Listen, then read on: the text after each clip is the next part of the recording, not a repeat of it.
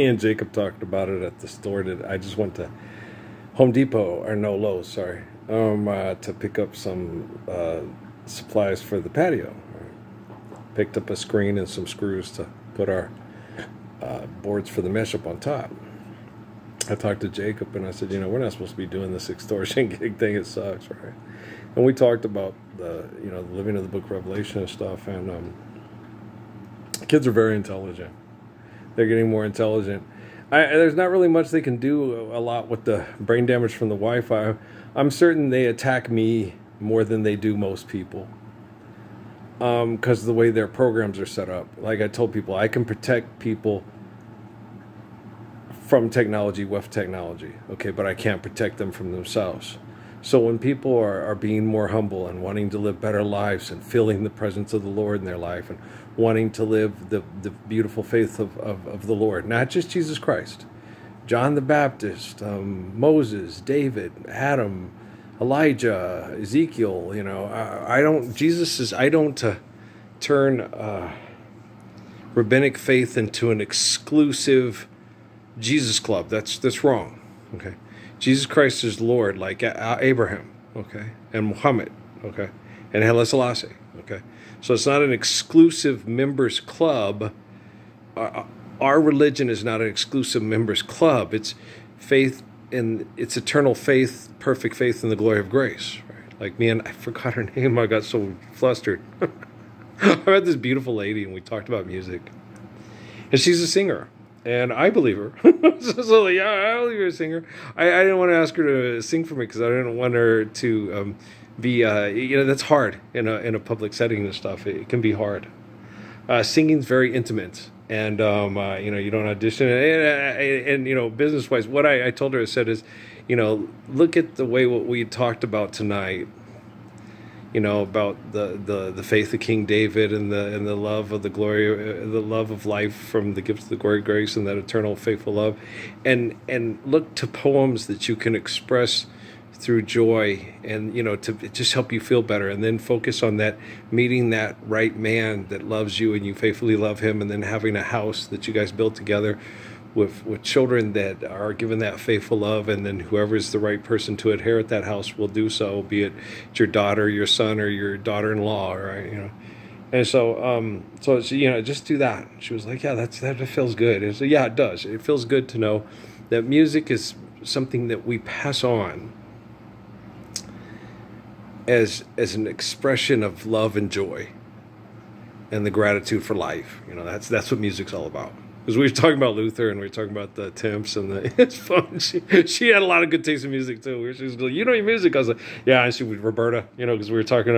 I was talking about something. Maya's mommy. And she goes, I was going to say Roberta Flack. I was like, oh yeah, Roberta too, but it was Minnie Riperton.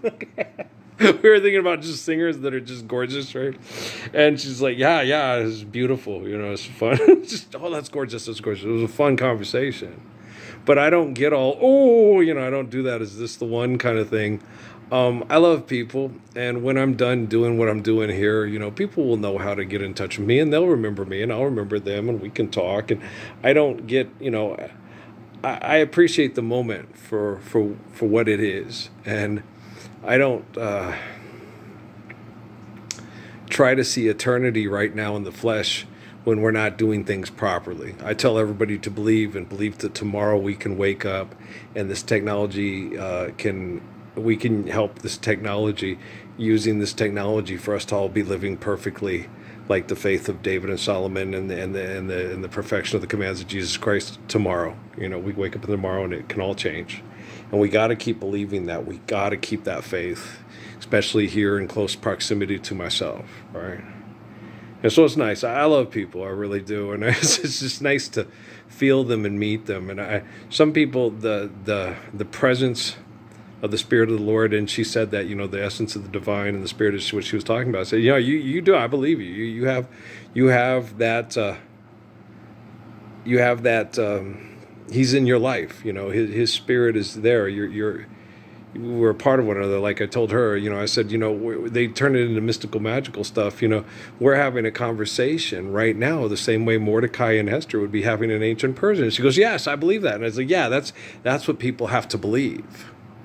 It's not an otherworldly thing. It's not an out of this world thing. It's not back in the magic times before we corrupted everything with our TVs and our money. No, when two faithful people get together and have a conversation, it's the same as John and Jesus having a conversation, Mary Magdalene and Jesus having a conversation. It's the very same, okay? And so it's the same as Peter and Paul having correspondence or talking. It's the same thing, okay? They're people like us and we're people like them, okay? It is more difficult to be faithful today because of the Wi-Fi bombardment and the brain damage that it inflicts. But it's not impossible. And the Spirit of the Lord can help get you through it. It just so happened she said that, I believe you. And I said, yeah, I'm the vessel, okay, that is the person, okay, that was cultivated to be the one to perform the apocalypse. It's the spirit of King David, okay. A lot of people, I'm not going to argue with people over, the spirit of King David is Adam, Moses, David, Jesus, John, okay, and Saladin. You can argue about that. No. Okay. That's not up for debate or discussion, and I'm certain they have the science to prove it. Okay. That they can they can track down the signals and because the mass communications, you can literally, like Cerebro, that's that. You can literally do that now if the signals are strong enough. Okay. If enough people are connecting to the spirit of that vessel. Okay. So that person, okay, that is the body, that's the temple for that spirit. Okay.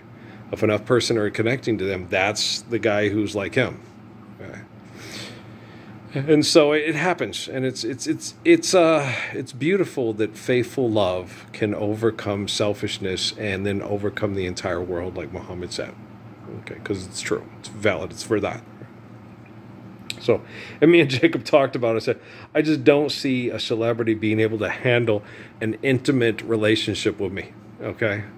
When by 2013, the Obama people and the people financing them should have got up and, said we need to live the Lord's Prayer. They didn't have to say early and stuff. If that whole Temple of Set Illuminati thing with a famous woman being my wife, if they had done it by January 26, 2013, it had been very tangible, okay? But 11 years of mass murder through selfish brain chemical addiction later, me and Jacob talked about this, I just don't see someone like Beyonce or Jennifer Lopez being able to be intimate with me, okay, and feel all the pain and suffering that the people of the world have endured because celebrities wouldn't recognize me as the Messiah. Okay. It's just not tangible. No. Okay. There's no way in hell. Okay. It's like, no, we were joking about it, but it's like, are you kidding? No, a celebrity? If they were affectionate with me and realized, like on Schindler's List, if I had recognized them publicly, we wouldn't have had all those people mass murdered in Gaza and Ukraine and COVID-19. And oh my gosh, we would have avoided all that stuff because I told him, I said, it wasn't, no. I said back in Jesus' time when he said, forgive them, Father, for they know not what they do, the Spanish influenza was an accident, a mistake. It wasn't organized. Okay, it was just people doing clusterfuck stupid things, and there was a pandemic and people died. Okay, in the 21st century with COVID-19, that was pure genocide. They know exactly what they're doing.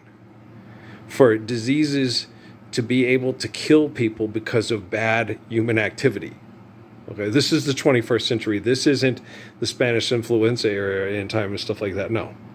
The Spanish influenza happened because people were just doing things very, very wrong. Okay. And then even Jonas Salk and Judah Krishnamurti had that talk about the polio vaccine and all that stuff. And Krishnamurti said, if we eliminate selfish human behaviors, then the vaccines will not be necessary because we won't have extreme conditions through extreme violent conflict and toxic human relationships that affect the environment that kills people because they're living wrong. And Salk was like, I hope they can do that. They will. It's just a matter of time.